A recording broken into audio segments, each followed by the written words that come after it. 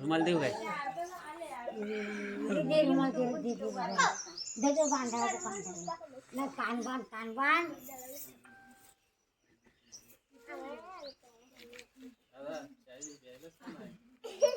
नाही प्यायला म्हणून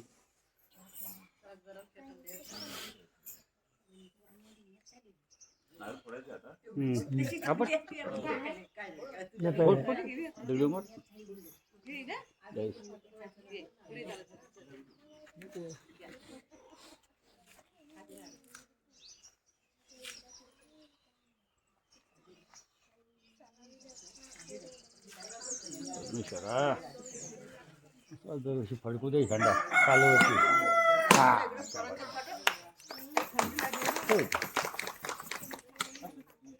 लागेल आता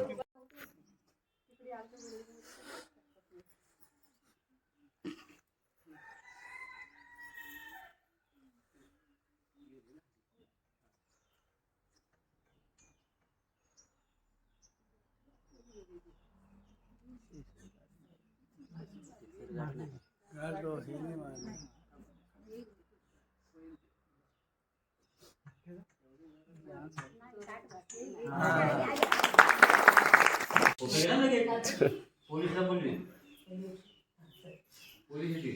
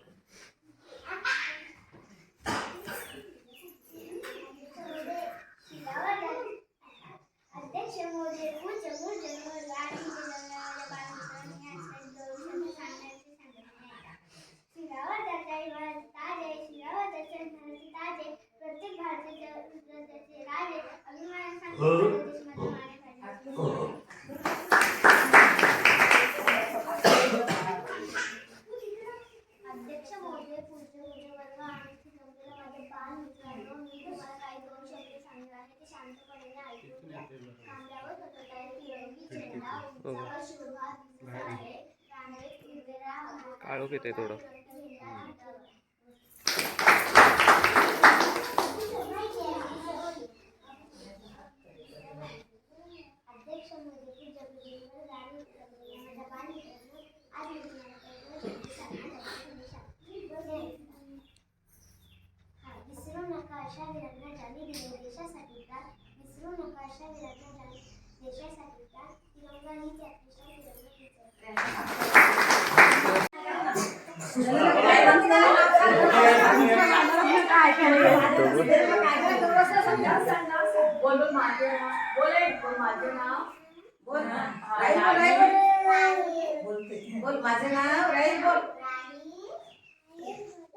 राहुल पडले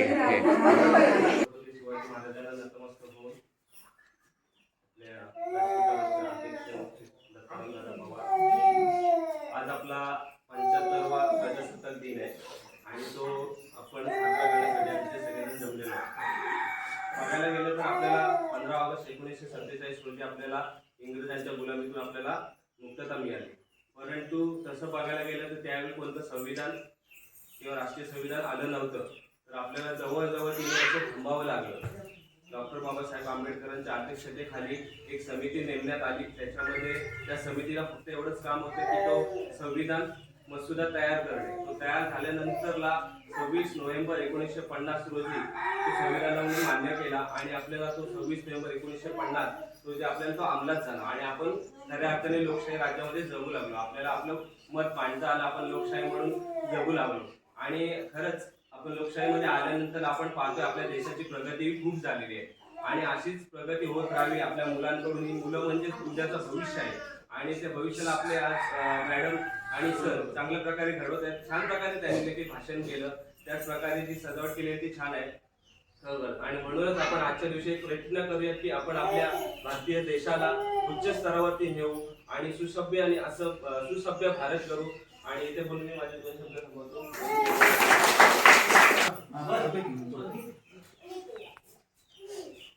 माझ्याकडून सगळ्यांना प्रजासत्ताक दिनाच्या हार्दिक शुभेच्छा.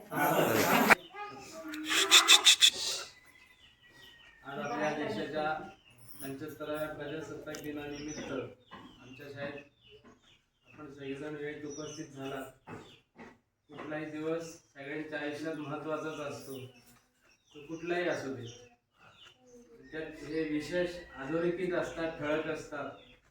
देशाला स्वातंत्र्य मिळालं आपल्याला माहिती आहे, नंतर प्रजासत्ताक झाला म्हणजे आपल्याला विद्वानांनी असं सूत्र दिलं की या सूत्रामध्ये हा देश चालावा असं. त्या सूत्राचं पालन जसा कायदा असतो, जसा माणसाला कायदा माहिती असतो, तसा कायदा कसा मोडायचा हे पण माहिती असतं. कुठलंही सूत्र केलं की ते सूत्र जसं सूत्रामध्ये चालायचं तसं सूत्र मोडायचं. ह्यात माणूस वाटपकार आहे, प्रत्येकाला त्याची जाणीव प्रत्येकाला असते, सगळ्यांना कळत असतं. आणि गुलामगिरी काय होती हे आपण स्वातंत्र्यात कसं असतं, उशिरा उठणाऱ्या माणसाला उगवणाऱ्या सूर्याचं महत्त्व कळत नाही. त्याला कळत नाही की सूर्य उगवतो, तर उगवण्याचा जो कालावधी आहे, तो दिवस आहे किंवा त्या वातावरणातली जी छाया आहे ती संज्ञा.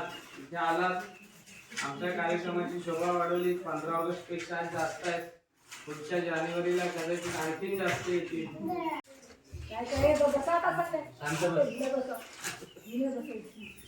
आज प्रजासत्ताकानिमित्त सर्व धावणी गावकरी शाळेत मुलं पहिलं स्वागत करतो. आणि आज जास्तीत जास्त उपस्थित आता जर गुरुजींनी सांगितलं की 15 ऑगस्टला जेवढी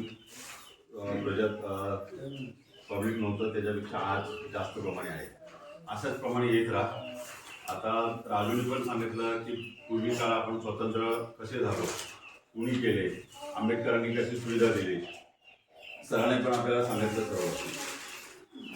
ह्या हिस्ट्रीपेक्षा आपण आपल्या गावात कसं राहतो, आपण स्वतः कसं राहतो याचा विचार करायला पाहिजे. पूर्वकांचे फोटो आहेत, आपण गावातले लोक अशिक्षित आहात. अशिक्षित त्या लोकांना एवढे वाचन नाही का त्यांची माहिती नाही, जरी माहिती घेतली तरी ती पूर्वक नाही आहे. आज एक छोट्या मुलांची एक गोष्ट सांगतो मुलांना. मला वाटतं 2 दिवसापूर्वी मी आर्याला सांगितले आणि आर्याला त्यामध्ये थोडंफार फरक पडलं. अरे पडलं का? पडलं ना.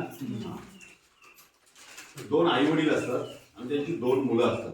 एक मुलं 5वीला, एक 7वीला. शहरा ठिकाणी राहणारी मुलं असतात.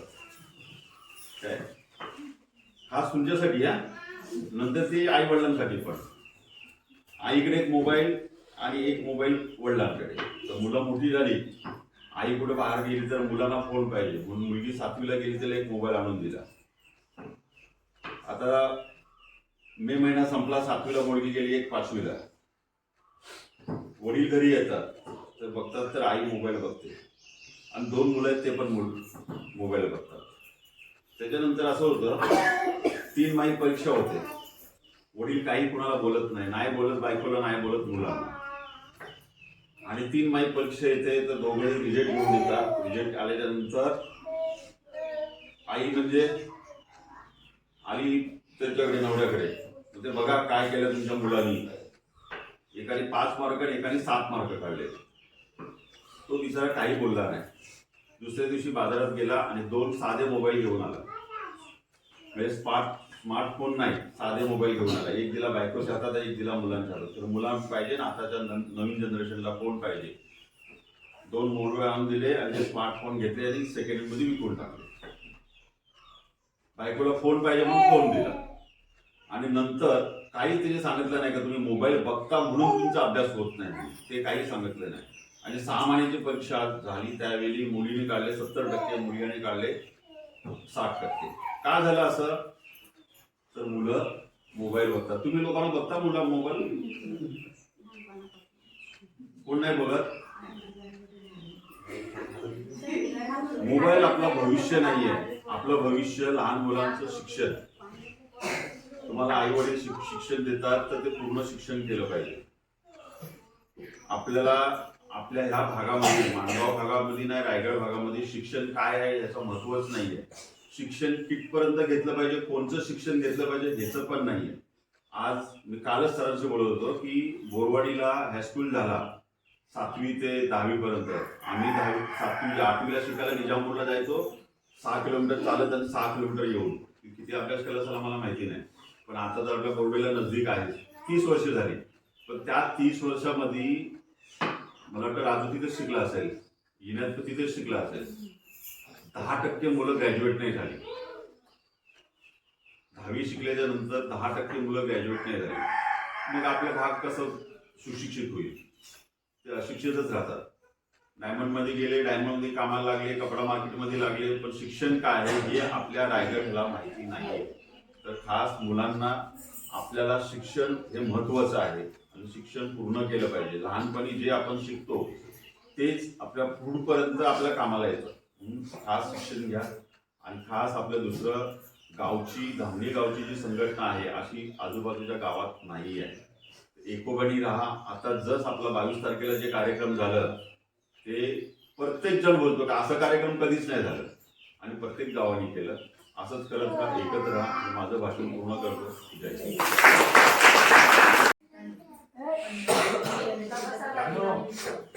आपण सर्व ग्रामस्थ, माजी विद्यार्थी, अंगणवाडी सेविका, नंतर आपल्या व्यवस्थापन कमिटीचे अध्यक्ष, असे सर्वजण म्हणजे ज्याला ज्याला आपण प्रत्येकजण हातातली कामं टाकून इथे 2 मिनिटं का होईना आपल्या राष्ट्रीय कार्यक्रमासाठी तुम्ही आज आपला वेळ दिलात आणि वेळेत उपस्थित राहिलात आणि ह्या कार्यक्रमाची शोभा वाढवली, त्याबद्दल मी आपणा सर्वांचे म्हणजे शाळेच्या वतीने पुनश्च एकदा आभार मानते आणि हा आपला कार्यक्रम इथे संपला जाहीर करते.